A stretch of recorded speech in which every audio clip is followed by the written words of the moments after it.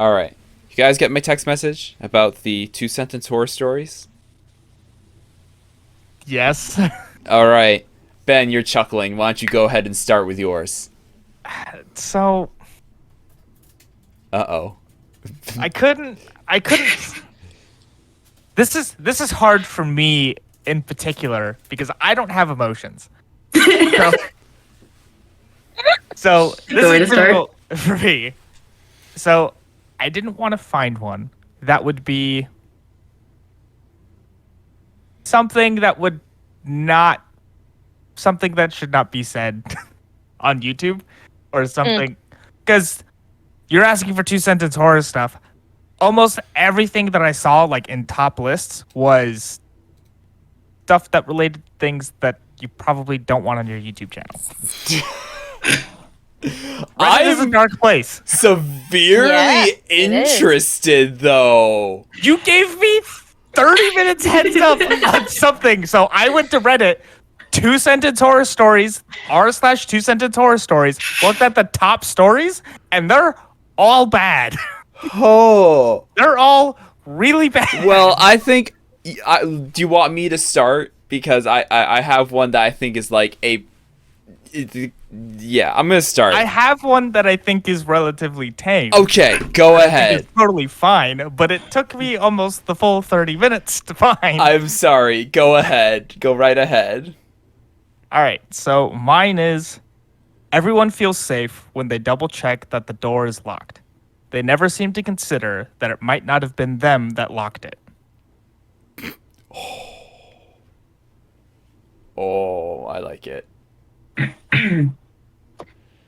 The longer I wore it, the more it grew on me. She had such pretty skin. No! All right, I'm gonna do mine. I can't move, breathe, speak, or hear, and it's so dark all the time. If I knew it would be this lonely, I would have been cremated instead.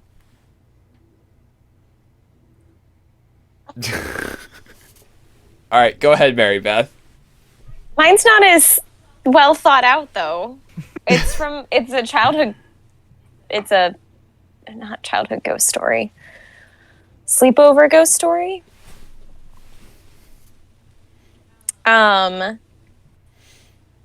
You know how sometimes when you fall asleep with like your hands or your arms outside the bed if you're a psychopath, I guess. So the little girl fell asleep with her hand hanging down on the bed and woke up to being licked. And she was like, oh, a puppy. And then she remembered that her family doesn't have a dog. This terrified me for months as a child. That's okay. Last night I woke up and I saw Marybeth walking through the hallways with using her phone flashlight. Then I felt her in the bed next to me. Oh, great job. You and your stupid nightmares.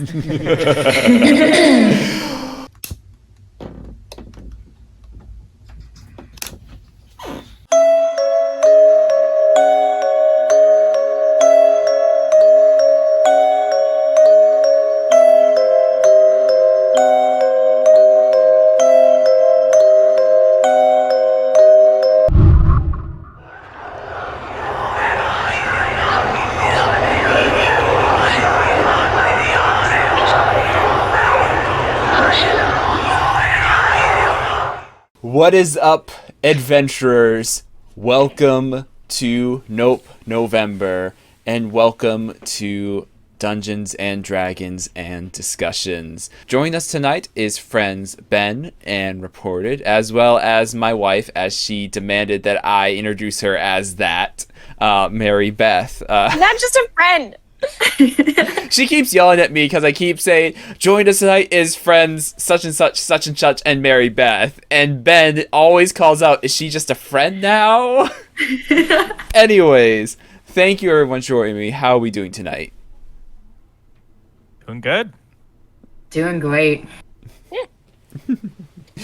Tonight, we are talking about monsters. In D&D, there is a whole slew of different monstrosities, whether they be from the original source books or homebrew content. Actually, I have to look through. I don't think I have a whole lot of homebrew stuff, which is kind of unfortunate, but it's all good. It's all good. Tonight, we'll be going through the list that you, viewers like you, have provided and choosing which one is the worst. For you three here, we will be having a type of like a judging system. Choosing which one the scariest is based off of the abilities, the lore behind them, and visual appearance. Sound pretty okay? Mm-hmm. Mm-hmm. All right. We are just going to go down the list, and don't you worry, I have the stat blocks of each one of these bad boys pulled up. Starting at the top, going back to a blast from the past, we have the gelatinous cube. To those Funniest, terrifying option. Funniest, terrifying option. To those who do not know, a gelatinous cube scours dungeon passages in silent, predictable patterns, leaving perfectly clean paths in their wake. They consume living tissue while leaving bones and other materials undissolved. This lovely thing dates far back as some of the original D&D books, and apparently people were just afraid of Jello back then. I mean, I remember when my cousins we picked them up from school, and they were like, they served us broccoli Jello in school today. It was nasty. And apparently Jello was a terrifying thing back then. So let's get our thoughts and opinions on our lovely friends here right off the bat. Like I said, I think they're hilarious. But in game as a player, they are a smidge terrifying. Mm-hmm. I think it depends on the cube. Okay, this is the size like or their personality. Are we talking about like the normal gelatinous cube? Just like your standard or average. Minecraft slime. The Minecraft slime. Yeah, that's right. Yeah, basically. So the love. I'm sorry. I should start with the abilities and oh man, I can't send a picture. I can actually. Look at that. Perfect. So this lovely beastie boy is a large ooze, which is unalized, armor class of 6. You can hit this guy pretty nicely. A hit points of 84 and a speed of 15 feet. The cube takes up its entire space, when other creatures can enter the space, but a creature that does so is subjected to the cube's engulf ability, which basically the cube moves up to its speed. While doing so, it can enter large or smaller creature spaces. Whenever the cube enters this creature's space, the creature must make a DC 12 dexterity saving throw. Pretty average saving throw. Anyway, on a failed save, the cube enters the creature's space, and the creature takes 10 3d6 acid damage, and it is engulfed. The engulfed creature can't breathe, is restrained, and takes 21 6d6 acid damage at the start of each of the cube's turn. This is the terrifying part of this lovely thing, because it does a whole lot of damage if you are still stuck in that bad boy. You said 21d6? Excuse me, 6d6. 21 damage. Oh. 21 being like the average. And an engulfed creature. I definitely thought you said 21. And I was like, that could be or a crit kill. That would up the intensity by 1,000. And in case you are wondering, here is the lovely picture of the gelatinous cube. A nice transparent looking thing with the floating bits of its previous enemies inside of it. See, I think my biggest issue with it is it looks, this is going to sound crazy, it looks cute enough that I want to touch it, and I'm always going to want to touch it. But no, I mean, it's like Jello. Like, you want to poke it, right? Yeah. would it be a not willpower? That's A wisdom check. wisdom check. Is this Thank smart? you. Yeah, is this Make smart a or not? wisdom check to see if you. We've I played in want to enough touch. campaigns. Has anyone witnessed or had a character that died by gelatinous cube? No. No way. Of course. Tell us. It No, was it moves 15 feet. Please tell Okay, us what look. happened. Why we my should be scared of this. my rationale, I told you, is to always Oh. touch it. And I was one of my very first time playing, so I was a little new to it. I didn't realize how bad it was. And we were very low level. I think we were maybe level 2 or level 3 overall. Okay. And y'all know I'm a rogue main.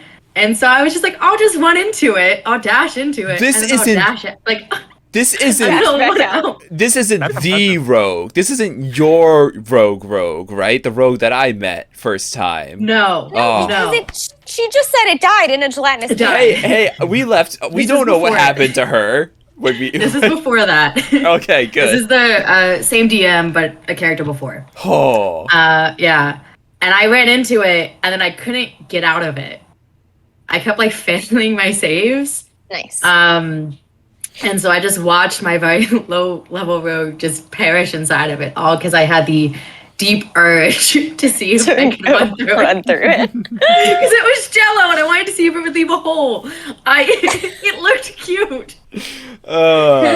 Have you guys seen the movie? Oh my gosh, Onward. Yes. Yeah. No. Oh, okay. Oh, Ben. So Hannah, oh frick, got that out. Reported You're good. reported in Marybeth. So that scene when they're in the dungeon and they trip a pressure plate and the cube comes down, it just strikes a certain part of my mind of. Oh, Okay. that's bad. So my question is, do we need to rate this guy now before we know about any of the other ones? No, not right now. Okay. But I just want a little chatter, and I will add this last bit of lore to it because it's important. I was looking at it. Spawn of Juai Blex. I cannot. Jublix. Jublix. I don't know, man. According to the Denomicon of Igwilv and other sources, oozes are scattered fragments of the offspring of the demon lord Jublex. Whether this is true or not, the faceless lord is one of the few beings that can control oozes and imbue them with a modicum of intelligence. Most of the time, oozes have no sense of tactics or self-preservation. They are direct and predictable, attacking and eating without cunning. Under the control of Jubilex, they exhibit glimmers of sentience and malevolent intent. So they are basically offspring of a demon lord. Yay! Moving on. What monsters aren't? That. Actually, hold on. Dupe. Not this guy. Yes, I think. Yes, I think. Oh, actually. A lot of them. I would say maybe all of them. Anyways, going from Demons, going from 0 to 100, we go from the gelatinous cube to the laughing hand. Oh, fuck. I hate this thing. This thing I don't know this actually, one. All right. I'm looking it up. when they introduced this thing in Critical Role, I was actually like, this thing is actually terrifying. All right. I would be terrified of this thing. Well reported. Let me get my spooky voice going. Oh, okay. The laughing hand serves the will of Torog, the crawling king. Standing over 10 feet tall, the laughing hand's right arm is replaced by a wicked blade. The humanoid face twisted into a mockery of a smile. As the laughing hand sustains wounds, the injuries themselves grow teeth, all launching into a chorus of maniacal laughter. Simply being near the laughing hand in this state is enough to paralyze even the staunchest of fighters with fear. I think that sums it up pretty well. I cannot. Yeah, Yeah. Not a vibe. I will. not a vibe. I will send the image over. This guy is look. It's like a what is it? Sepia, where it's just like that color. But lovely laughing hand with a multi-attack, being a fist and a sword arm, and the ability to summon shadow hounds. Only would last for a minute. He has a nice little backup. That's a minute too long for Shadow. A minute too long. But the lovely frightening laughter. The laughing hand utters a constant cacophony of laughter. Any creature hostile to the laughing hand would be really great, if unfortunate, if he had some backup, because they wouldn't be affected by this. Must make a DC 16 Wisdom saving throw, unless the laughing hand is incapacitated. On a failed save, the creature is frightened until the start of its next turn. Oh, that's actually not that bad. It might. Hold on a second. Am I right? While flying this way, a creature's speed or Zeus is 0 feet. There we go. If a laughing hand takes piercing or slashing damage, the DC is increased to 18 until the start of its next turn. Why is that attached to frightening laughter? Okay. Another thing, rejuvenation. If the laughing hand is destroyed, it regains a new body in 24 hours. If its heart is intact, regaining all its hit points, becoming active again. Fantastic. Aim for the heart, peeps. And Like you fight and kill it, and then go on your merry way, and then 24 hours later it comes back and it's the exact same one. In Marybeth's campaign, we ran into a wizard, and we thought we killed him, and then we ran into him again, and my character, someone cast the enlarge spell on him, and he literally took his greatsword and hammered this guy like 3 different times to ensure that he was dead. And everybody was like, "What was that necessary?" I'm like, "Yes, because we thought he was dead the first time, but we have to make sure he's dead this time." So yeah, thoughts on our lovely friend here. What you didn't read from his stat block is all of his damage resistances, Oh, all right. which is basically all of them. Cold, fire, yeah. lightning, bludgeoning, piercing, slashing from non-magical attacks, and he's immune to poison. Poison just sucks. Poison damage just sucks. But yeah, thoughts on our lovely friend here. If I recall my Critical Role lore, his heart isn't in his body. Really? Oh no. It's somewhere else. Oh no. So you can't just So you really kill can't just kill him. No. Okay. Yeah, which is not great. Well, you have 24 hours, which I think is a nice buffer go of find the time. heart? Yeah. Sure. The heart that's stuck in the demiplane of a wizard who uses it to function his demiplane. Yes. Go find that. Yeah, but like hypothetically speaking, if you control the heart, do you control the monster? Yes. Yee. Right? In this scenario, yes, but believe maybe not so. always. But he's also classified as a chaotic evil demon. Yeah. So he could do his own. He could do his own thing. Maybe. You dealing with your own demon over there, Marybeth? Yep. She's right here. She loves everyone so much. Liar.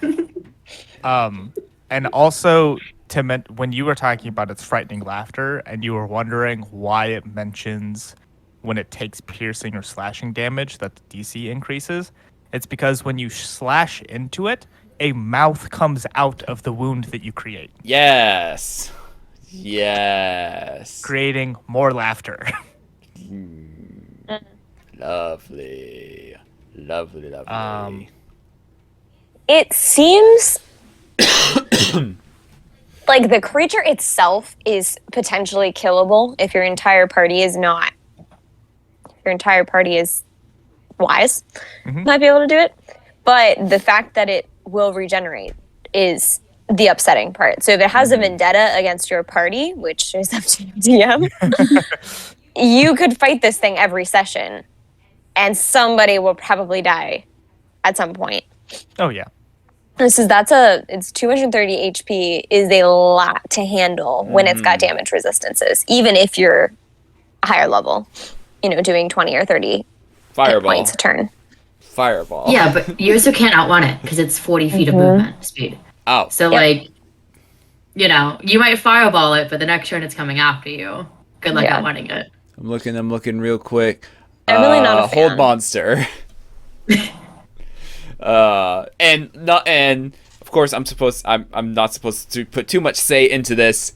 The thing is freaking terrifying. I mean, look at that. It's awful. Look at that putting sucker. these images in the video, right? Yes, I am. This guy is. I mean, just look at that. Look at that smile. Look at that I don't smile want to. right Thanks. there.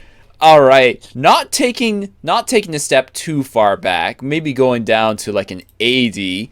Up next, we have a beholder. We love beholders. Wait, real quick, taking a step back real quick. So I'm putting up a demon count to see if they are a demon or related to a demon. I think so that's far fabulous. we're 2. So let's Two for two. Let's read real quick. Beholder. Oh crap, I don't see the I don't believe that these are related to demons. Frickin' where is the just general? Okay. One glance at a beholder is enough to assess its foul and otherworldly nature. Aggressive, hateful, and greedy, these aberrations dismiss all creatures as lesser beings, toying with them or destroying them as they choose. A beholder's spheroid body levitates at all times, and its great bulging eye sits above a wide toothy maw, while the smaller eye stalks that crown its body twist and churn to keep its foe in sight. When the beholder sweeps, it's close. When a beholder sweeps, it closes its central eye but leaves its smaller eyes open and alert. Let's see. Beholders are convinced that other creatures resent them for their brilliance and magical power. Beholders and beholders manage to channel their xenophobic tendencies into terrible suspicion. I'm missing the part where it talks about where they come from, which is unfortunate. I believe they're dreamed into existence. That's what I thought, because I thought in someone's twisted mind it said that a beholder could literally dream up another beholder. Isn't that right? I think so. Yeah, that's infinite beholders, which is not realistic in a campaign setting, but if you're just trying to go for scare factor, sure. Well, our lovely beholder, I'm freaking 10 different rays. All right, we got charm ray, pretty straightforward. Paralyzing ray, also straightforward. Fear ray, slowing ray. On a failed save, the failed save of a DC 16 dexterity check. Speed is half. In addition, the creature can't take reactions. It can't take either an action or bonus action. Innervation ray. The target creature must make. This is just damage, just straight up damage. DC 16 Constitution saving throw, or take 88 necrotic damage on a failed save, or is half as much. Telekinetic ray. Holy crap! It has so many abilities. It has so many abilities. Let's go to the most difficult. Let's go to the most important ones, which is 8, 9, and 10. The petrification ray, literally, it is a person turns to stone if they do not make the save. Yeah, that's good. Yeah. Yep. And cannot be freed until someone casts a Great Restoration spell or some other magic. Disintegration ray, which is just absolutely terrible. I think Ben you and Evan were in a different conversation about whether a Beholder's Disintegration Ray would one-hit KO a Warforged. That was the conversation we had because of its ability of saying if a target is a large or smaller non-magical object or creation of magical force, it is disintegrated without a saving throw. That lovely little tidbit of information right there. I do recall this. I don't remember. I think my answer was. I think we disagreed that it couldn't, but maybe the damage would be greater because of it. But if a person is killed by the lovely Disintegration Ray, 10d8 force damage. If they go to 0 HP, they're gone. And then, of course, the Death Ray, the terror. Besides, Disintegration Ray is probably the most terrible. How are you gonna make it through this, guy? Yeah. I don't think it's really possible. The Death Ray must succeed on DC 16 Dexterity saving throw or take 55 necrotic damage. And if the target dies, the ray reduces it to hit points. This lovely creature. Oh, and then the anti-magic cone, where Yeah, if that's you the are part that sucks. the anti-magic cone, a 150-foot cone of when it's facing straight. If you're in there, magic doesn't work. This lovely guy has just a arsenal behind him. Yeah. If you're going for most abilities, so far he wins. Beholder, definitely. With a scary abilities, yes, he just has a lot behind him. And the actual image of the Beholder, in my opinion, isn't that bad. And also, 180 hit points, not awful. Not the highest, not the lowest. Definitely not the highest on this list for sure. But definitely. But the HP doesn't need to be ridiculously high if they are ridiculously hard to hit. Oh, and they are with the 18. You know what I mean? 18 AC of The natural AC armor. is high, and then you're missing out on a lot of your magical hits.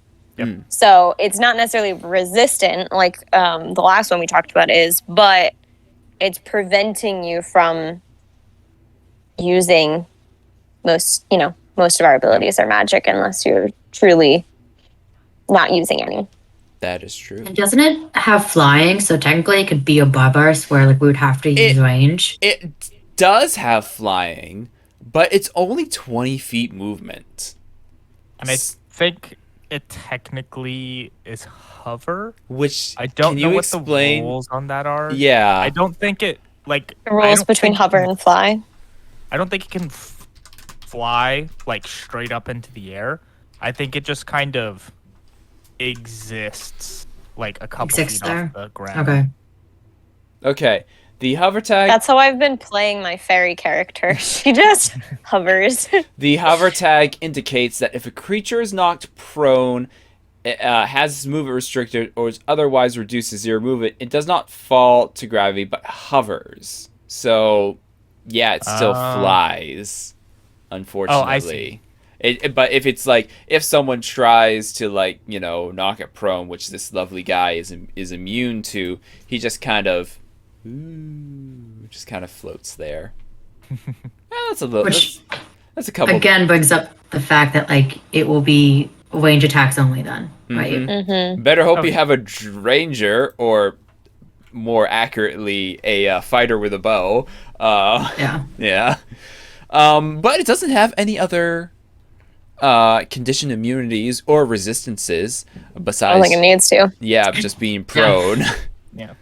All right. Any other thoughts on this guy? For clarification, it has legendary actions. Oh crap! And can use some of its eye rays as legendary actions, which That's means in right. between other players' turns, It can go. use those abilities. I just want to point out, yes, that is true, but it's random. Yes. So they probably have to roll a 1d10, and so I don't know if this is like, can a player this is probably a dungeon master question, but can a player chop off the eye stalks? Theoretically. I'm sure they can, but there's no like AC specified for certain eyes. That's another discussion question about severing limbs or tails or whatever. And it's usually up to the DM, and I feel like other than myself as a DM, I've seen it if it's a crit 20 that they'll let you choose. Like that's how you crit is chopping off a limb. Sword of sharpness. With that, yeah. That would be great. Awesome. All right, moving on. We don't have a whole lot more to go. But I just want to get through it and get to what I have envisioned is bring it down this list to like a top 3 and then choosing the worst creature out of that 3. But up next, I am hung up on this because this was when I first started listening to Critical Role. This was my favorite character, and I am super pissed he betrayed them. But I guess I should have known when I'm looking at a lawful evil mind flayer that was going to happen. Mind flayers, also called lithids, are the scourge of sentient creatures across countless worlds. Psionic tyrants, slavers, and interdimensional voyagers. They are insidious masterminds that harvest entire races for their own twisted ends. 4 tentacles snake from their octopus-like heads, flexing in hungry anticipation when sentient creatures come near. Blah, blah, blah, blah, blah, blah, blah, blah. Okay. With a lovely tentacles melee weapon attack, which of course does some nice little hit points, but the more terrifying extract brain attack, which when a hold on, this does not read right. Melee weapon attack +7 to hit, reach 5 feet. 1 incapacitated humanoid grappled by the mind flayer. So wait, does a person have to be incapacitated? Yeah, so I think if you read the next ability, it might make more sense. The next ability, the mind blast? Oh no, the next ability makes them stunned. Yes. But so incapacitated would basically mean that the creature is downed. Okay, that makes a little sort. Anyway, creature's down, capacity, whatever. The target takes 55 10d10 piercing damage. If this damage reduces a target to 0 hit points, the mind flayer kills the target by extracting and devouring its brain. When lovely the Critical Role team, Vox, the wonderful Vox Machina, ran into these guys, they would just find corpses with just little holes drilled into their head and their brains missing from the bodies.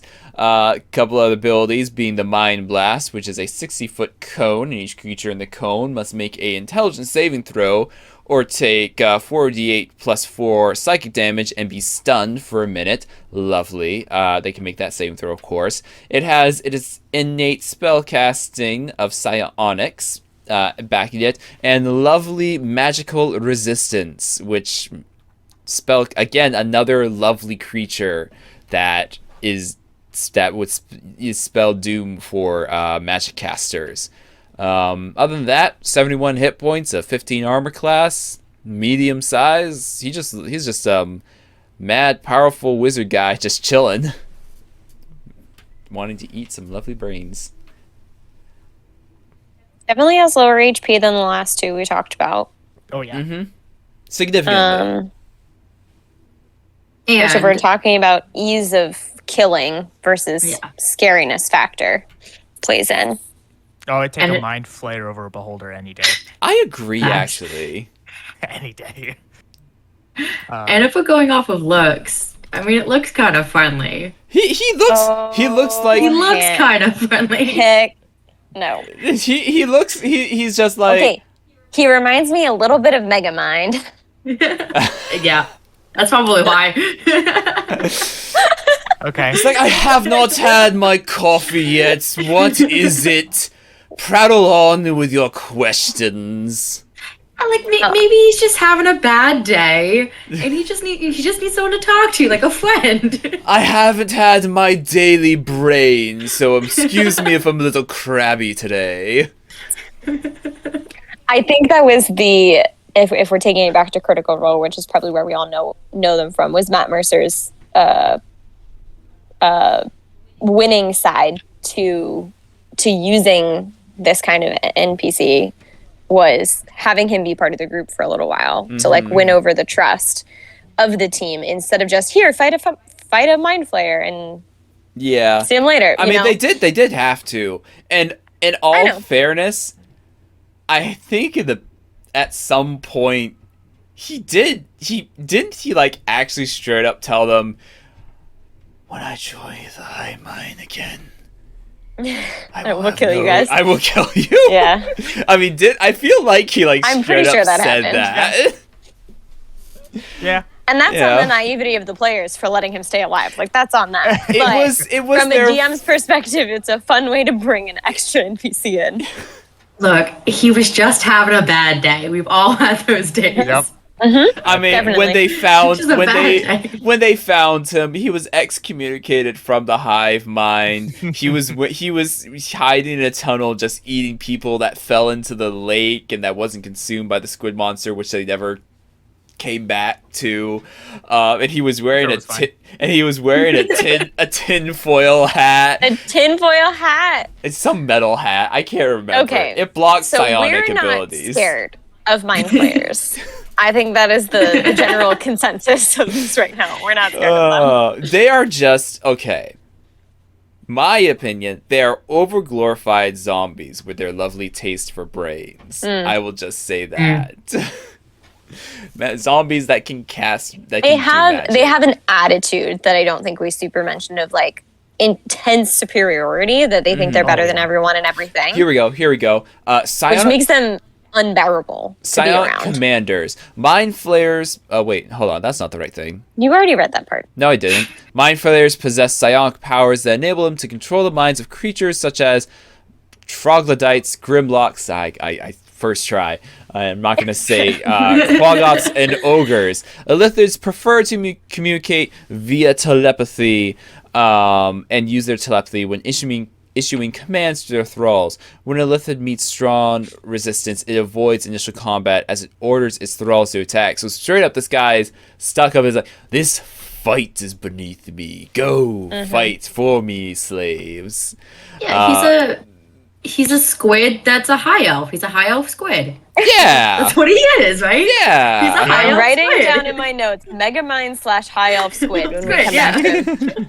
That's all we got. But yeah, it says in the bottom right here that Illithids subsist on the brains of humanoids. They literally need the enzymes, hormones, and psychic energy to live. So they're basically zombies. Well, all right. Well, moving on. Don't know where this is on the scale of 1 to 100. Definitely. Why is that our scale again? I don't know, because that's what I said. We have the Tarrasque. The legendary Tarrasque is possibly the most dreaded monster of the material plane. Dragons? Question mark? I think are Tarrasque's higher CR? I don't know. Yes. Yes. It's a challenge 30. Yeah. Tarrasque is, Oh, well, okay. We're worried about HP. 676 HP wins. Let's start with that. This is definitely 25 AC.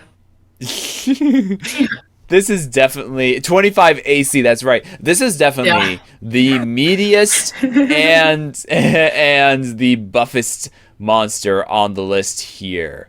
with a whole lot of different things between the legendary resistances, the magic resistances, a lovely reflective card piece, which is anytime the Tarrasque is targeted by a magic missile spell. Like, I love how it says specifically a magic missile spell, lines, but also a line spell or spell that requires a ranged attack roll.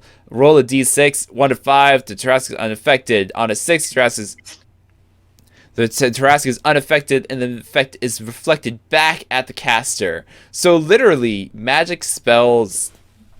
Sorry, you're playing with fire. A multi-attack between Clawhorn's tail and a bite. Frightful Present, which is always great. So this Frightful Presence is way more intense than the other one. Which other one? Laughing Hands. Yeah. Like, frightened for an entire minute, which is a lot of rounds instead of just till your next turn. 120 feet, a DC 17 Wisdom saving throw. If it makes a saving throw, then it's immune to the Tarrasque Frightful Presence for 24 hours. And then, honestly, my least favorite ability is the ability to swallow a smaller creature. The best ability, though. That's the worst ability. Like, cause you gotta work your mind about how to escape the monster to escape this lovely creature. If you get swallowed, you are taking 16 d6 acid damage every time the Tarrasque has a turn. Yep. Just deal a bunch of damage to its inside. You have to kill its insides. I don't know how. While You you know- are blind You gotta and deal- restrained. Ride the wave. Ride Just the wave. Deal Just 60 let it damage. happen. You just gotta 60 deal damage for then it'll throw up. Yeah. Well, no, Yeah. it makes a Constitution save. Oh, okay. And It then has a 55% chance of passing. yeah. Yep. And Oh my gosh, I love the note that if the Tarrasque dies while you're inside, you're not restrained, but you're going to be prone when you get out, and it's going to take you 30 feet to get out. If there's anything else fighting with this Tarrasque, whole turn, just to Yeah. escape. Yeah. You can't just cut yourself out. I mean, you try cutting through a 25 AC natural armor. Sword of sharpness. To make sure you better have one. So obviously, medius creature. It's not that terrifying looking, to be honest. I feel like you're thinking that it fits in the palm of your hands. No. This thing's Yeah. like the size of a football field. It is a gargantuan monstrosity, a titan, which unfortunately does not add. Let's see. It's not a demon. I say does not add to our demon count. It is technically... Well, actually, Gargantuan is at minimum 20 feet by 20 feet, which means that... Oh, really? And then up into just whatever. Oh, at minimum. Sorry, I thought you said at maximum. And I was like, 20 feet? That's not that big. Mhm. Excuse me, cat. Just How just big is a push her. Tarrasque? How big is a Tarrasque? That's a great question. So this guy, As big as your DM wants it to this be. guy probably. is definitely the Oh, it's 70 biggest. feet long. Hey. Oh, Gina. Oh Oh, that's fun. yeah, that's fine. He kind of looks like a beefed up T-Rex. On this picture that I'm looking at, and that Dude, this thing could swallow a T-Rex. this thing could. Yes, I know it can swallow. What's the step up from a T-Rex?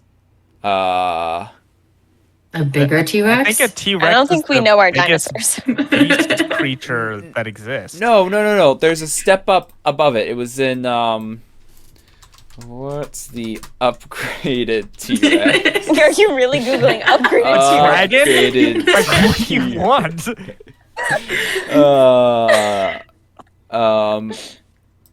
I know. I just looked.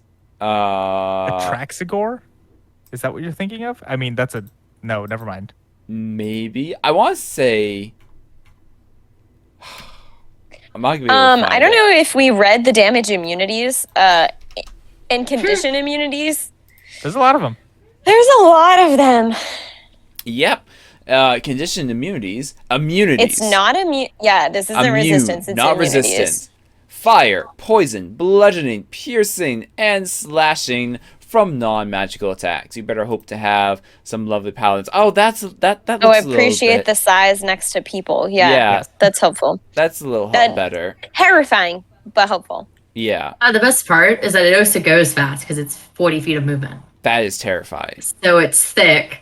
It's hard to hit. It's gonna take a while to get it down, and it'll run after you. A while? What level do you think you'd have to be to get down 676 HP before it kills you? 20. 20. Yeah. Yeah, I can think and of broken. a character, a one level 20 character that could do this. In By a single itself? turn. In a single turn. Oh, in a single turn. Okay. Brennan Lee Okay. Mulligan made a character. That's that could right. do that in a single turn. I did not So- watch that full video, but I saw part of it, and I was made. So broken. This is not fair. So He did all of 800 the damage. other ones were probably capable, maybe difficult, may lose a party member for the Laughing Hand in particular, but killable by level 10 and below. This one, we're like probably TPK. This 18, is 19, 20 before, like level 18, 19, 20 before you're gonna not all die. oh yeah, this is Which is probably definitely- why you don't see it in campaigns that often. I know we've talked about this and this isn't relevant to this conversation, but we don't hit those high levels. So we don't get to fight the giant monsters because campaigns don't go long enough For a for good your characters reason. to get Yeah. to level 18. This is when the DM gets bored. Yes. Mm-hmm. Or he's like, all right, I want all of you guys to die. Yeah. This is how you end a part of a campaign, kill everyone's characters, you all have to make new characters, start over. Oh! Sorry, I You okay? inputted a I apparently never seen the picture of this next monster. And Oh, okay. the picture Oh. that just flooded my screen is not anyways, sorry, I didn't mean to curse. Would you like to share with us? Yeah.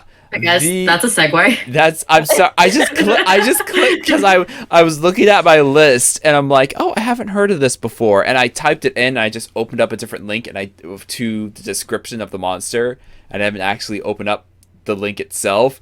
And yeah, the Cerberus, a huge fiend demon. Put a number 3.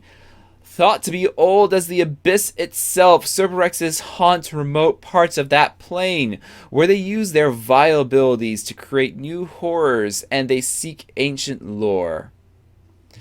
Rivulets of blood and bile cascade from the Cerberus's body, polluting the surrounding landscape. I will say a gore warning for the picture, because it is not pleasant at all, and here it comes. So, but this thing looks absolutely beautiful. 19 AC, 150 hit points, a fly feet of 20, so a little slower. A contamination ability, which emits a aura of corruption, 30 feet in every direction. Corruption. Weird. Vegetation withers and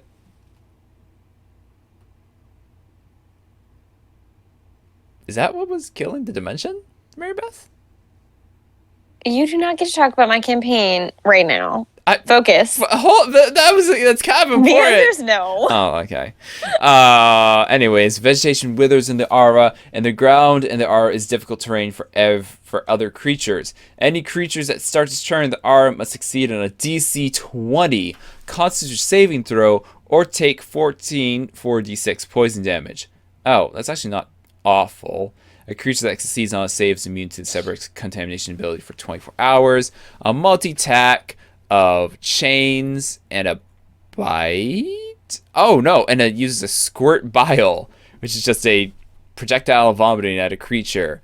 Also has spellcasting and a warp creature ability. The Cerberus targets up to 3 creatures it can see within 120 feet of it. Each creature must make a DC 20 Constitution saving throw, and on a successful save, a creature becomes immune to the Cerberus warp creature ability. Cool. And on the failed save, the target is poison. It gains 1 level of exhaustion, While poisoned this way, the target must repeat the saving throw at the start of each turn. 3 successful saves against the poison ends it, and gets rid of the exhaustion as well. Each failed save causes the target to gain another level of exhaustion, and once the target reaches 6 levels of exhaustion, it dies and transforms into a living mains. I don't know what this is. Under Cyberx control, the transformation of the body can be undone only by a wish spell. What is this thing? I did not look this up. I looked up everything else except this sucker. Ben, help me out here. What is this thing? The thing that you just posted, Yeah. or the mains? No, the Cerberus. I thought this was something completely different.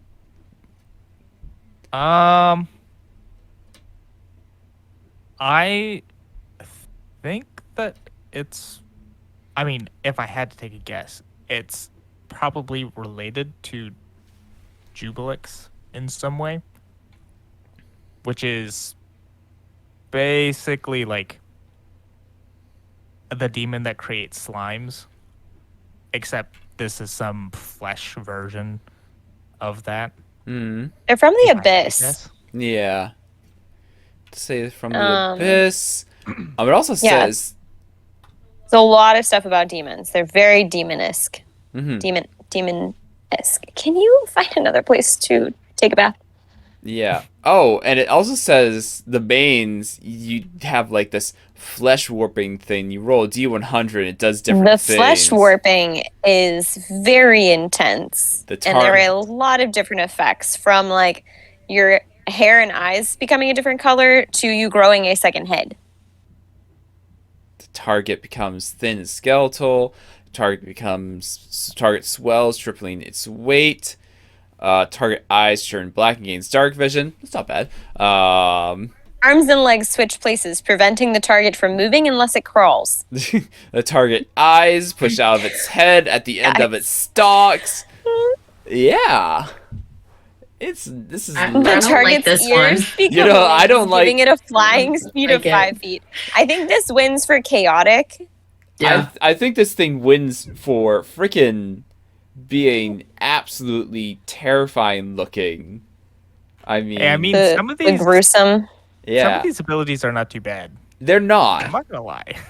The build Not is, bad compared to, like, not bad as in you want them for a character, or not bad compared to the other monsters we've been talking about. I mean, some of the flesh warping stuff is. Oh, it's Ugh. beneficial. I see what you're saying. Yes, understood. I'm just saying, being able to gain a fly speed, like he can give you wings. Yeah, your ears Oh. become wings. That seems fun. I didn't read it. So every time that you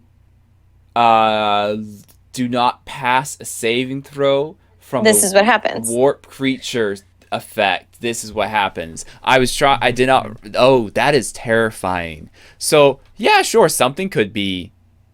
Something. It's like the deck of many things. Mm.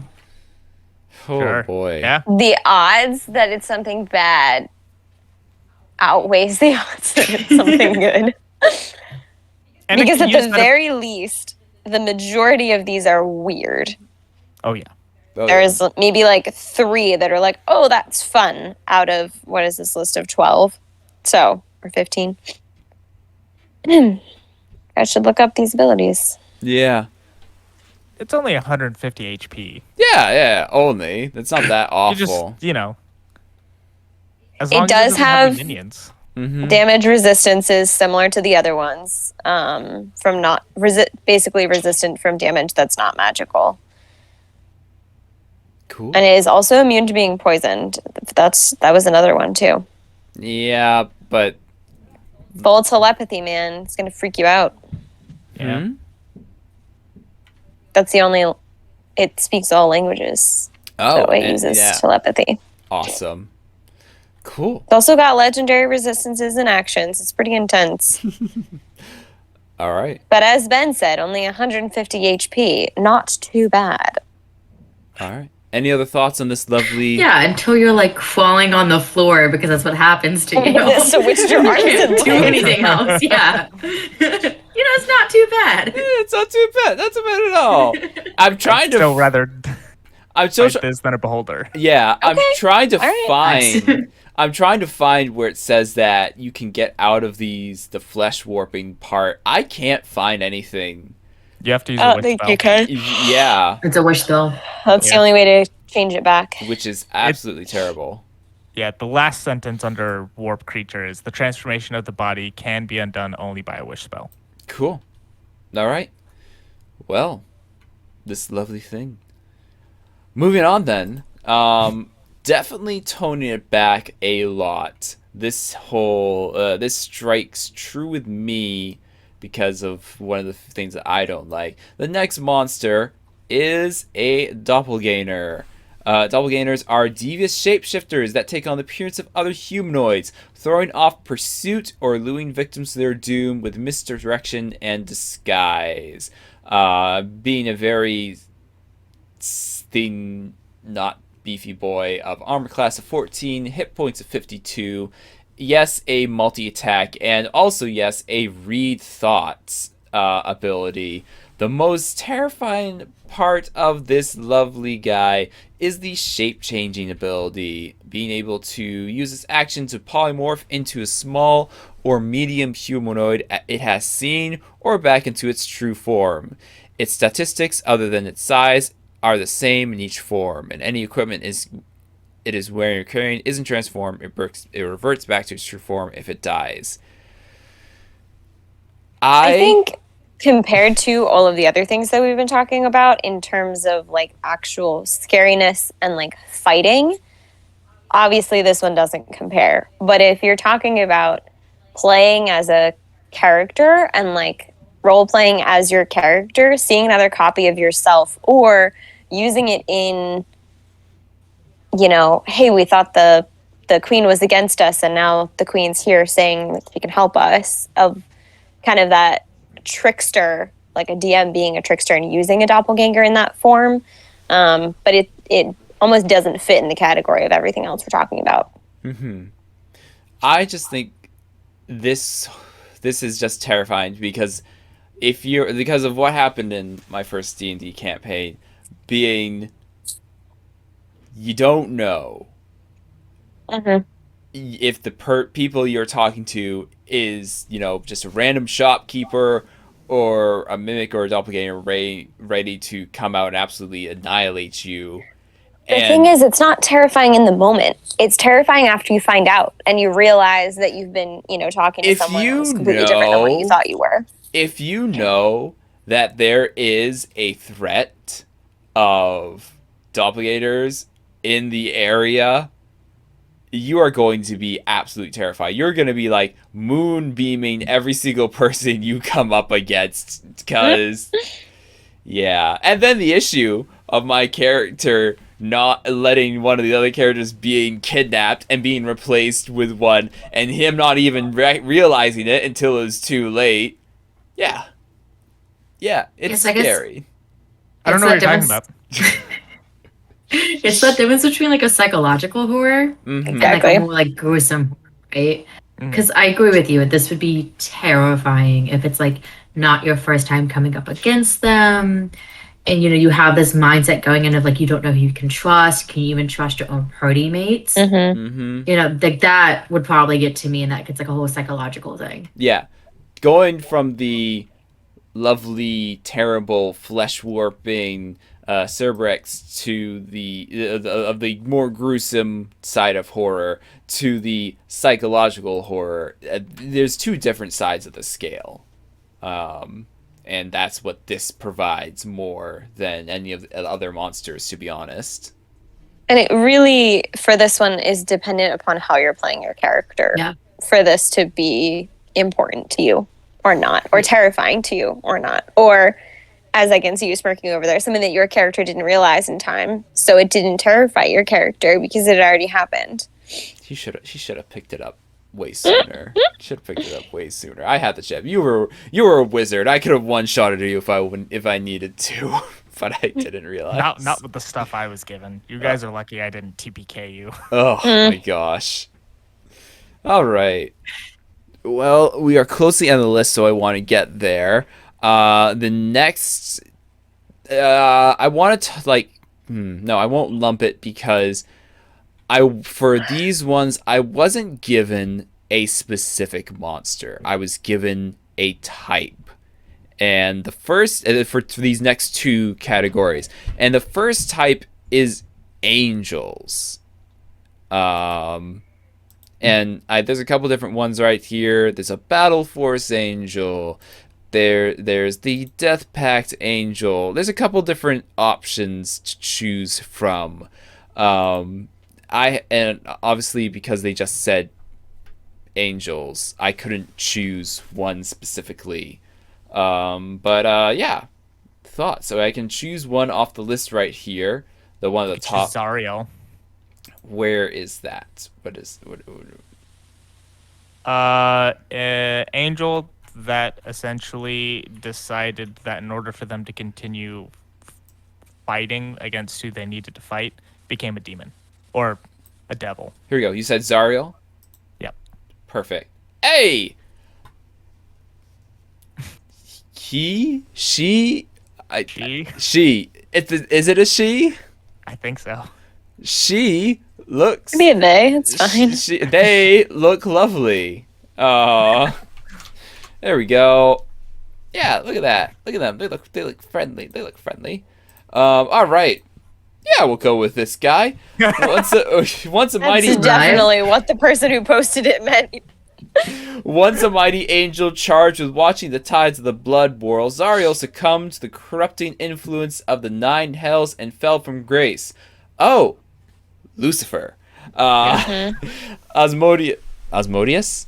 Asmodeus? Yes? Asmodeus, Asmodeus. I don't know. Asmodeus will admired Zariel's passion for war and offered her rulership of Avernus, and she accepted his offer, and he transformed her into the Archdevil. Yeah, literally Lucifer. Close to the Tarask, but not quite. Armor class of 21, hit points being 420, a 50 feet walking speed, and a 150 feet flying speed. A devil. Holy cow. Yay. So, if you want, you can look at the... I think you're looking at the Mordenkainen's one. There's a Baldur's Gate version, which I think really. I was also just looking at one that was like the positive version of her, almost like before she fell. That was a 560 HP. Ooh. I'm just looking up Zariel on D&D Beyond. I don't see the There's the Archduke version of her. Okay. Yeah. Let's see. Multi-attack, regeneration, regains 20 HP, 8 hit points at the start of her turn. Magic resistance, legendary resistances, devil sight, magical darkness doesn't impede. Multi-attacks with her flail and longsword, a horrid touch ability. Zariel touches one creature within 10 feet of her. The target must succeed on the DC 10 26 Constitution saving throw. Yeah. Frick! Or take 8d10 necrotic damage and be poisoned for 1 minute. While poisoned in this way, the target is blinded and deafened. The target can repeat the save throw in each of its turns, and the spell, blah blah blah. Spell casting, lovely, and legendary actions of teleportation. That's using the spell teleport, and a immolating gaze. Zariel turns her magical gaze toward one creature she can see within 120 feet of her and commands it to burn. The target must succeed on a DC 26 wisdom saving throw or take 22 4d10 fire damage. Not a whole lot of damage, actually. Yeah. I mean, yeah, For that one thing. she's Th- strong. Thoughts? I mean, she also, I think with the version that you are looking at, she also has a lair, Yes. which means that she can also have lair actions if you're within her lair, which is, I think, that entire plane. Probably. Yeah. She's also got regeneration. So where's- that's definitely a celestial. So where's your sorry, where's your home? This is my home. This is my home. Here we And go. that, Hellscape. The area within 9 miles of the lair is filled with screaming voices and the stench of burning meat. 9 miles. Nice. Here we go. No, regional effects. Yeah. Pirates is once every 60 feet within 1 mile layer, 10-foot high gouts of flame rise from the ground. Any creature or object that touches the flame takes 7 2d6 fire damage. Not awful. Though it can take damage way no more than once per round. Smoke. Oh my gosh. And if Zariel dies, all these effects last 1d10 days. So even if you kill her and she loses the control of the realm, you still have to put up with the after effects. Oh boy. Yeah. Thoughts? Are you familiar with what the Blood War is? No, actually. So, I'm not going to go too deep because there's a lot of stuff on the Blood War. But essentially, this is where the difference between demons and devils come in, right? Demons are chaotic, devils are not. There's basically a continuous flood of demons that come out of the abyss. And the devils are the line in hell that essentially hold off demons from flooding into the other planes of existence. Okay. And it's an eternal war. Terrifying. But devils are still bad. Sure. seems correct. Yeah. Reported. Marybeth, what are our thoughts on this? Obviously not a fan of any of them.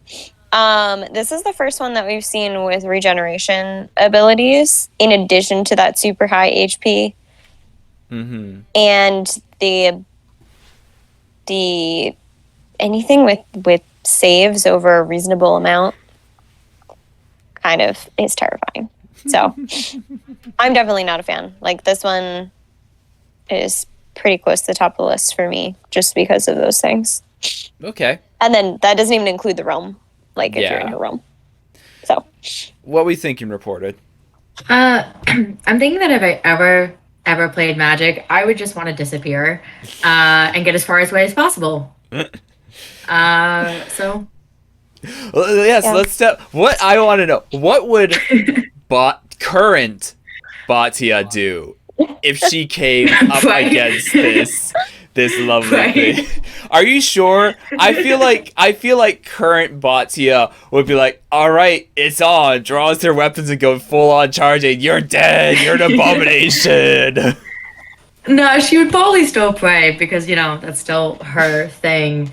But she probably, you're right, would probably take this on as like, okay, you were sent down by Edis to test me, and therefore, for context, I guess for your viewers, Edis is her, Yes. yeah, her her god, goddess, whatever.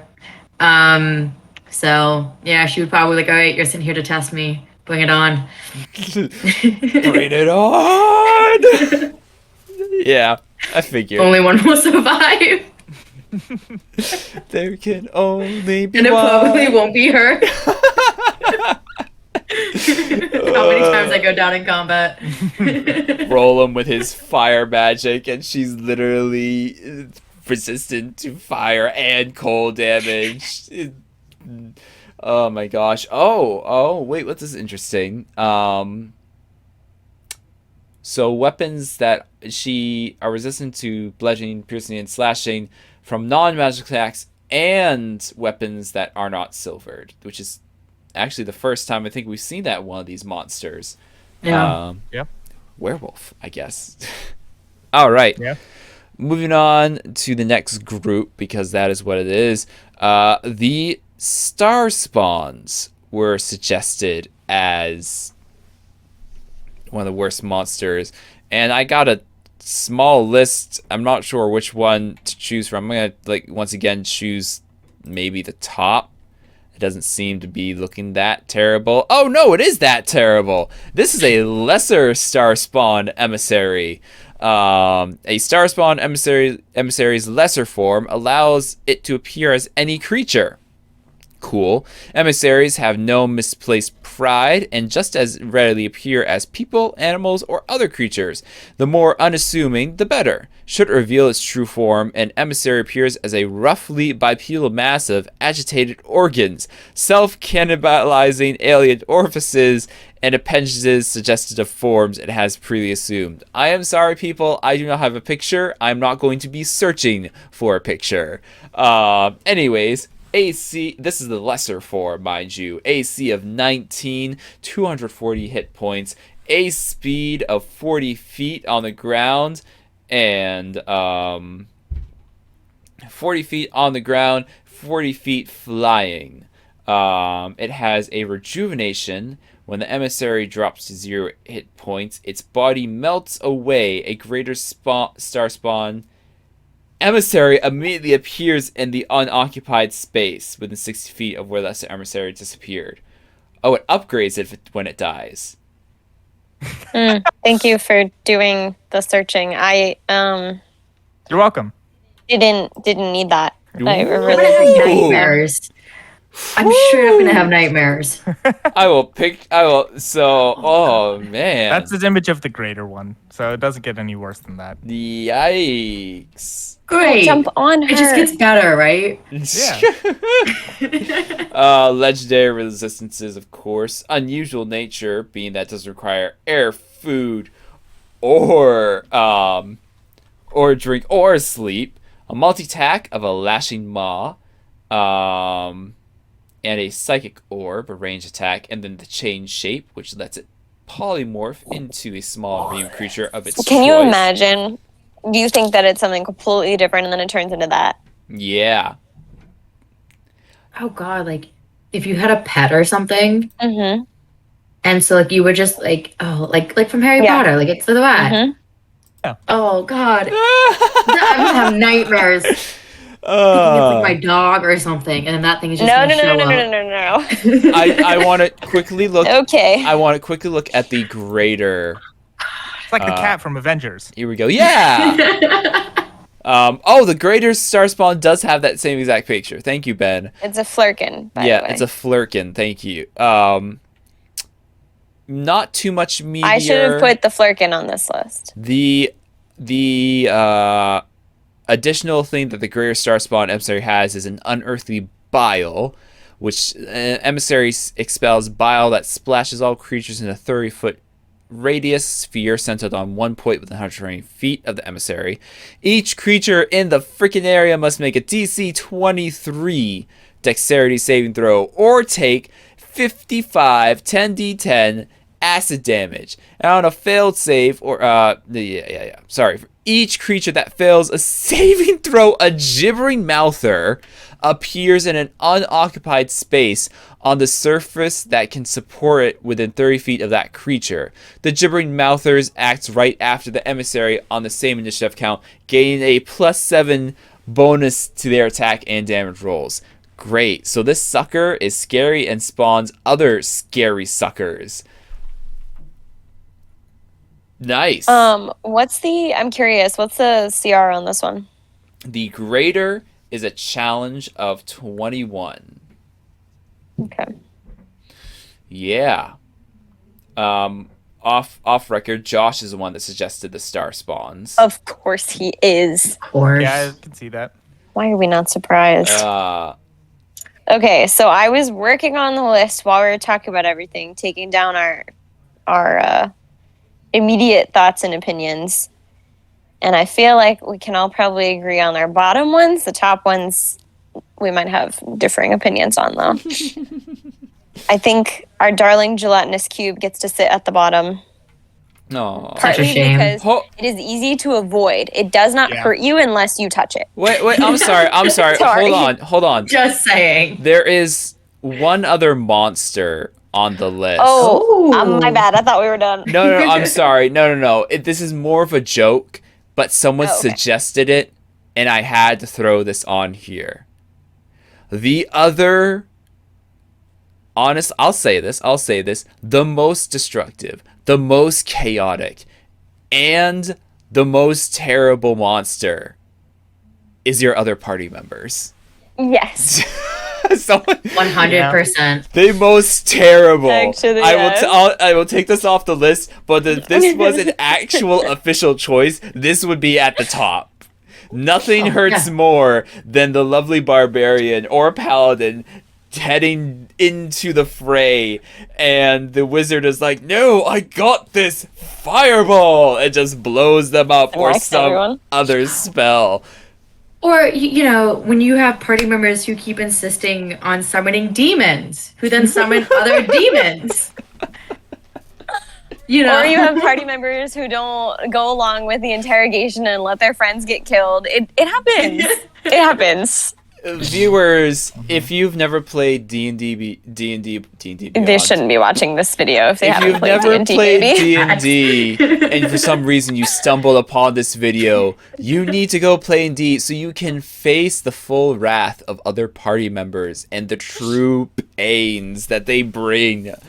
But yes, I just had to throw that on there because I feel like it is a great, lovely monster that we have all succumbed to before. But anyways, Marybeth, you were saying. Latinus Cube, bottom of the list. Sad face. Yes. We love to hate them. Sad Okay, No, my I next think two. maybe a doppelganger below it. Okay, my next two is Doppelganger and Mind Flayers. I don't know what order they go in, but they're next I would on the bottom say of the list. Gelatinous Cube, Doppelganger, Mind Flayer. I would say doppelganger, cube, mind flare. Okay, so we can agree on where Mind Flayer is. Yeah. I'm hesitant on, honestly, Doppelganger just doesn't fit in with the rest of our, like, I don't know if you want to take them off the list, but they really don't fit because everything else is regular terror horror. Psychological and Doppelganger horror. is psychological horror. I'm not saying that that's not real terror, but it just doesn't fit on our list if that's our parameters. Because it needs a build up, right? It needs Yeah. like a It repetitive needs story build build up. up. And, yeah. It doesn't just show up and you're scared. The rest of these guys, they show up and you're scared. Yeah. Yeah. I can take them off the list. The important ones, because we are, at the end of the day, we are here to choose the scariest. And for those watching, of course, okay. That's fair. there's tons that monsters that I've left out. I did hold a voting period. If you weren't paying attention, that is all on you. But also, these are our thoughts and opinions from the list that was provided to us. So if you have any other options, let me know. Maybe we'll do it in part 2. But for right now, we're choosing the scariest out of the list that was provided. I'm about to sneeze. Okay. Doppelganger doesn't win then. Bless you. So Thank it you. really doesn't matter too Yeah, much. we can put Doppelganger on the bottom. Just Yeah. All right, Doppelganger at the bottom. And right above it is the gelatinous cube. Then Mind Flayers. So Yeah. the next Yes. ones that don't have legendary anything, Laughing, from what I wrote down, I could be wrong on this though. Laughing Hand, the Cybrex, is that how we were saying it? It looks like Cybrex. Cyberiex. Cybrex has legendary actions and resistances. Okay. And the Beholder. Those were the next three. Beholder the has last legendary three- actions. Okay, I straight up didn't write any of that down. Great job, Marybeth. The last three, when we were talking about them, was the Tarask, the Zariel Angel, if we were doing that specifically, and then the Star Spawns. So those are the 6 that we all said we hate. Ben said that I don't know where the Beholder falls after we did the last 3, but Beholder was pretty high on your list. Yeah. Beholder is the classic, oh crap, we are dead type of reaction. It is not the beefiest. It is not the well protected, but the sheer fact of the anti-magic field is terrible, and it's the arsenal that's behind it is the issue. Other than that, Which is why I think the Laughing Hand ends up on the bottom of of that list, as Yes. difficult as it may be to truly kill them, that's more of a plot point in your story versus being able to kill a scary monster. Yeah. I would agree. Okay, so I still can't say it. I'm feeling like you today, Jonah. Cybrex. Cyberrex. And the Beholder. It's actually Cybriax. Oh, is Thank it? you. I knew there was something wonky about it. I just clicked on the Womp womp. D&D Oh, Beyond I sound just thing. listened to it. Womp womp. Yeah, Cybriax. Do we think out of the 5 left, either one of those hit the top? We have the Tarask, that's huge, has immunities, not just resistances. The Angel with resistances, realm issues if you're in the realm, and then our Star Spawn that just looks like death. I just would like to point out that I did give you a list of things being visual appearances, lore behind the monster, and the abilities. Tarask doesn't, besides its size and its beefiness, Tarask doesn't look scary. I mean, I would rather face the Tarask than Zariel. Yeah. Yep. The Tarask. I will agree with that. Tarask is up there being the most terrible because of its sheer hit points. Because of its HP, but that doesn't mean you can't avoid its. I feel like because of its size, it's a little easier to avoid getting hit by it. Not that fast. Yeah. 40 feet. Yeah. It's not Zariel awful. is way faster. Right. Zariel. 40 feet. 40 feet for something that is 70 feet long is not as big as, like, it may be faster than us as characters, but not that terrible. So, we talked about them last. Is Zariel and Starspawns at the top of the list? I think it would be up there. I know Cybriax is definitely going to be lower than any of those. And I think it's going to be lower than Beholder for me. Yeah, as well. that's what I was thinking too. See, I disagree because of visually. Like, visually, that thing creeps me out. Which one? I'm sorry. The Cybriax. Cyber. Yeah. Cybriax. The thing with the Cybriax. Beholder is that it's become, like, that image doesn't freak us out anymore because it's become such a, like, I don't want to say, like, cliche D&D image Yeah. of something with a bunch of eyes. That, like, oh, cool, it's a Beholder. It's a more familiar monster than the rest of them, so that image didn't shock us the way the rest of them did. But I hear you on the Thank you, the Ben. looks if we're Thank going you, on thank you, visual. Ben. I think. What's the phobia where you don't like? That doesn't apply here. You're thinking of the fear of holes and stuff? Yeah. Yeah. Doesn't apply with the Beholder. No. Fear of eyes. Like, you ever play one of those games where you're walking in a room and you walk into, like, the next room and it's just a bunch of eyes watching you? I feel like that is like, oh. I feel like that's the issue, right? It's so cliche at this point that, like, it's Yeah. almost not scary. So Yeah. it's like a solid ability-wise, beefy, scary, whatever. It's not scary to us as people, but if we're talking about this in terms of our characters, would it be terrifying to our characters? All right, here's what I'm going to do. Probably not, because none of my characters are smart enough to know what it is. Yeah, no, that's fair. actually fair. Also Excuse fair. you. I have education behind me. I'm sure I would know what a beholder is. Maybe not the Sure, Definitely. like Batio would not. None Yeah, of my that's fair. rogues would. Is Intelligence it- is the last Batia's- that I ever care about. Batia's like, is it a demon? I mean, I don't think so. Then I don't care. Okay, we're good. Weird looking demon. I've never seen that before. Fine.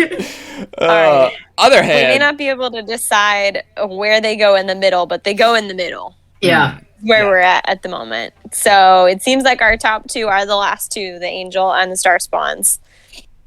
If you're going for visual, Star Spawn wins. Well, 100%. Yes. sorry. I think ability wise, the angel wins. Ability-wise, yeah. Because of like the speed, the Yeah. extra stuff it has. I think that all of that just kind of plays into it. Regeneration too. Yeah. Not to mention HP that's got Yeah. backing behind Oh it. yeah.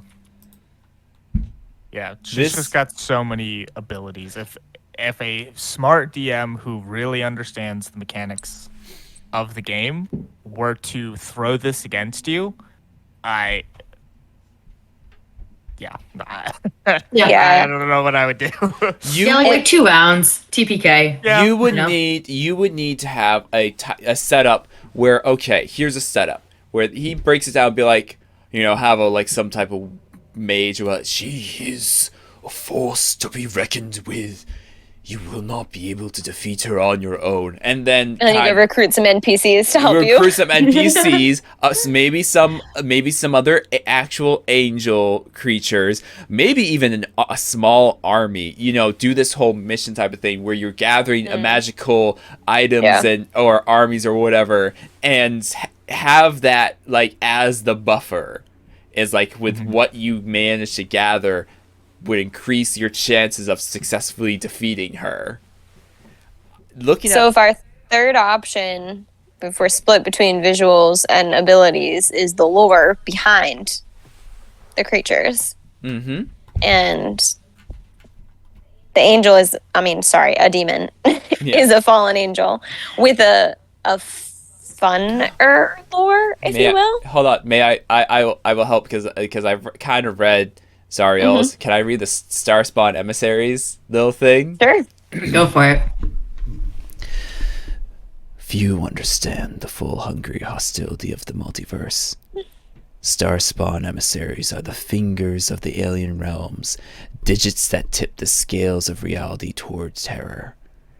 Heralded by the ominous astrological events, these ravenous invaders make homes ready for the unimaginable masters or distant greater manifestations of themselves.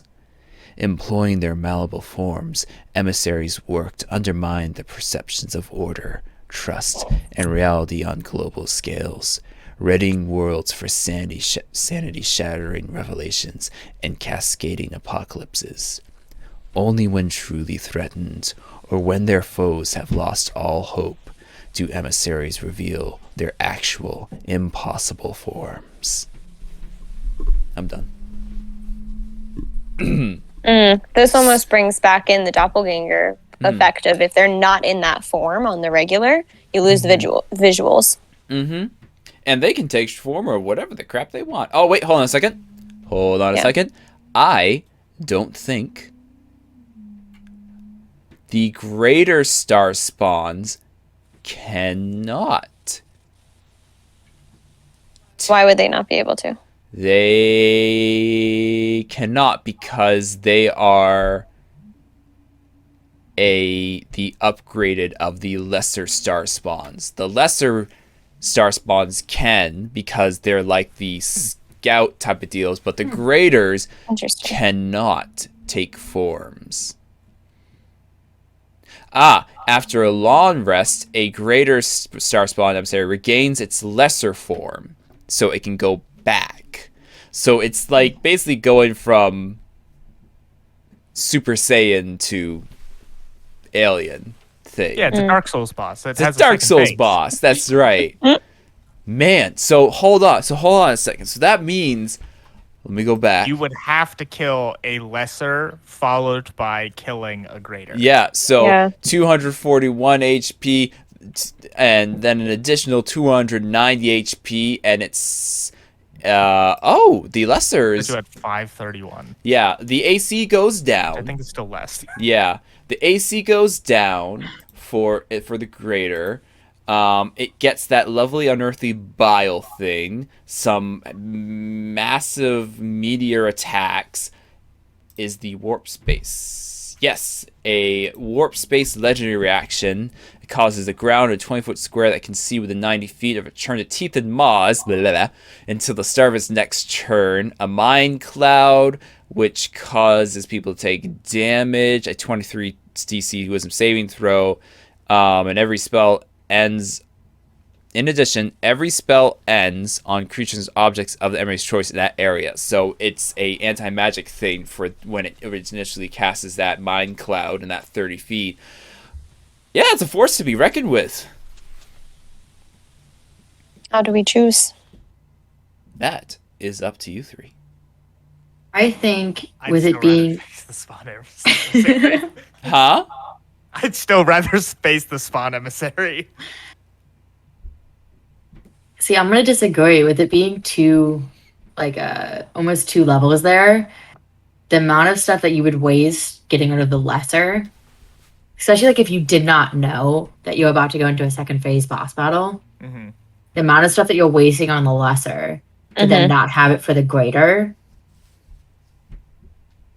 Yeah, if you're thinking on in play being able to kill them both, that's super fair.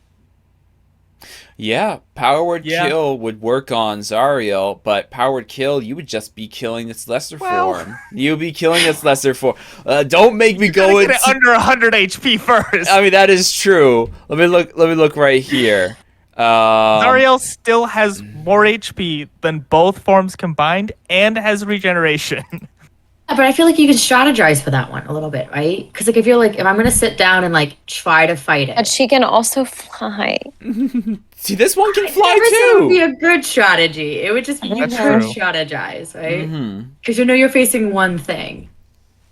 Well, until it turns one of your party members into a zombie. I mean, yeah, but that's like a casualty of war. Oh, okay. Sure. Oh, I see. Oh, I see. The Batia is Accidents coming out. happen. everything's fine until your friends are dying. All right. Yeah. Naki would probably be the first zombie. Yep. We are at the 1:30 mark. So if we could come up with the final say, now would be the time to do it. Feel like I think we might be split. I was thinking like Ben is split. Ben is Zariel. Reported is Starspawn. Marybeth, where are you? I'm not being a tiebreaker. You have to Right. be. Ben, convince me. I could be Hey. easily swayed. All right. Convince All me. right. All right. Sure. You both will have an argument. Reporter is saying Ben go first. Ben, go. Okay. So if we're talking about like first initial encounter of something being terrifying, the lesser form of this thing is a medium-sized creature. So it just Right. looked like a medium-sized like version of just a thing, a flesh thing that's like moving around. Which Yeah. don't get me wrong, would still be terrifying to look at, but it's only medium size. So it's about as big as you are. Not terrifying initially. When you look at Zariel on an initial scale, she's one larger than you, and also, in my opinion, would be a lot more terrifying to look at initially. And then if we look at it on the other side of the spectrum, where you know what these things are, right? You would Yeah. then know that it has that the star spawn has two phases, and what you're going up against. But then you also know everything that happened to Zariel and all of her backstory and what you're going up against there. So I would still personally go Zariel. Either side of how you would look at it. Although I will say the initial shock of killing what is essentially a flesh mound and then it becoming a bigger flesh mound. A flesh. That would be terrifying. I like to point out a flesh pillar, because that's what it describes it as. Just in case That's you better. wanted Yeah. to know. The greater Starspawn emissary is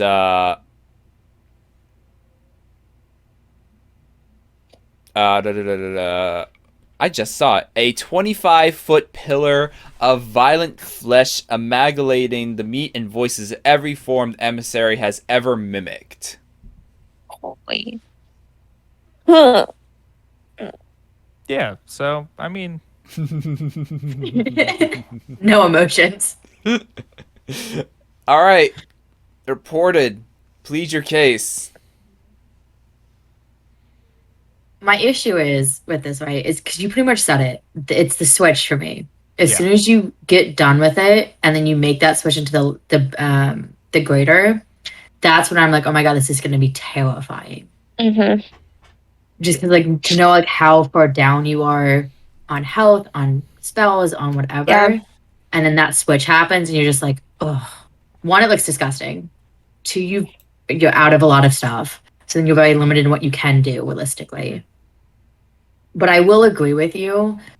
If you're going into this knowing Zarya's background and the lore behind her, 100%.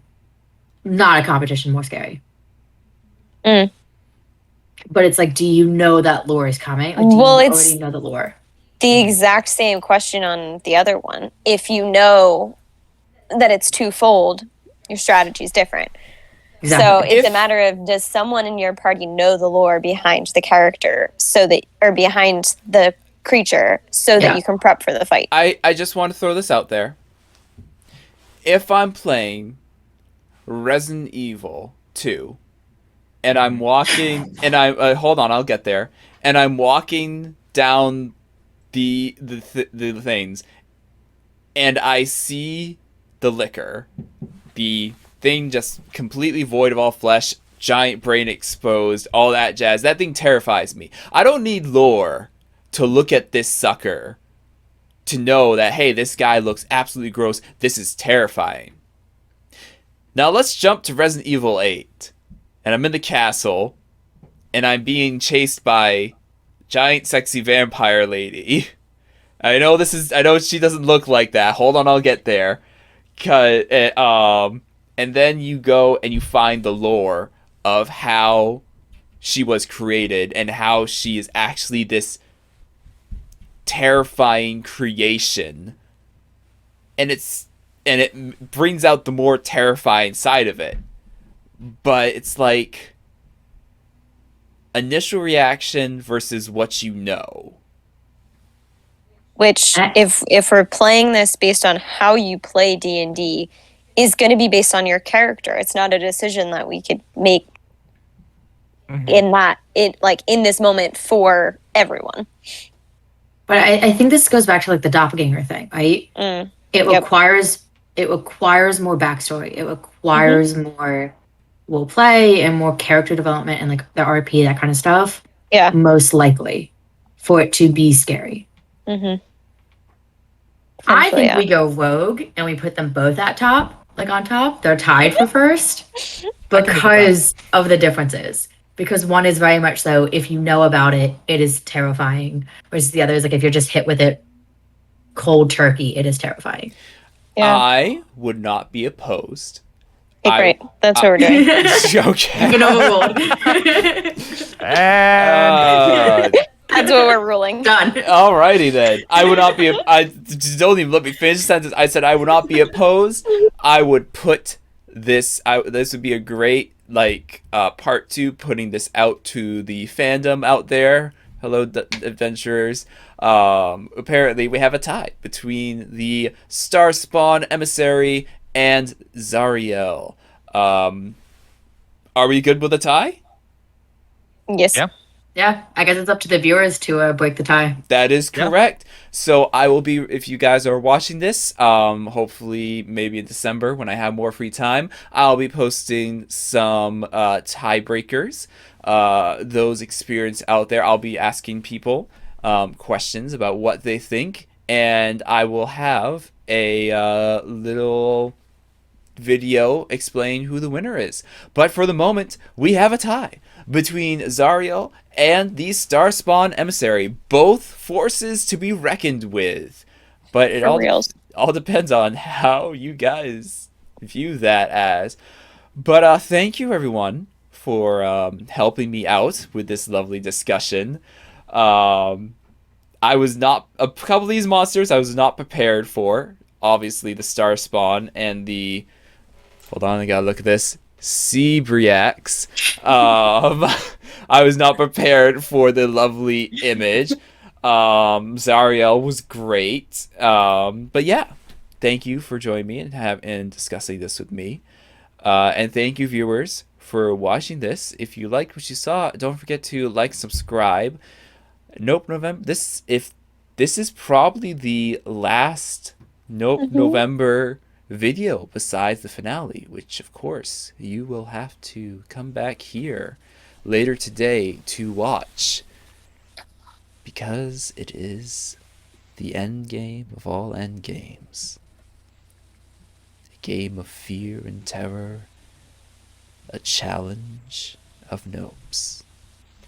So the final question I will say to all of you is, are you ready to say nope one last time?